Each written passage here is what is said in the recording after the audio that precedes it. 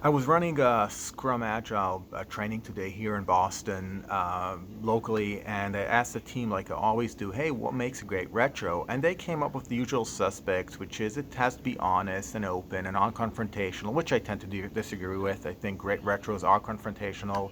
Everyone participates. It's fun, and I think they're missing part of the point. Yes, retros need to fall on the Scrum values of openness and trust and courage. It's all true.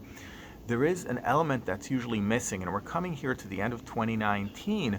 And as a team, sit down and ask yourself, and that's a weird question sometimes for team and team members, where do we want to land? Where do we want to be in 3 to 6 months' time from several perspectives? For example, from a team excellence perspective, where are we going to be April and June 2020?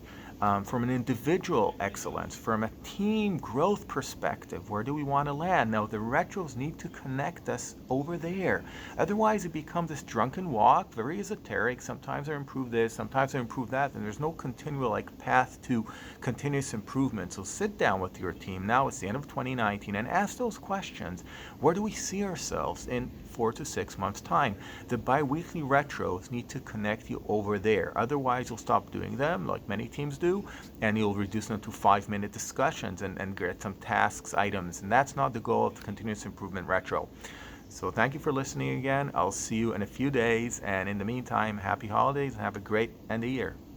Find the links below, by the way.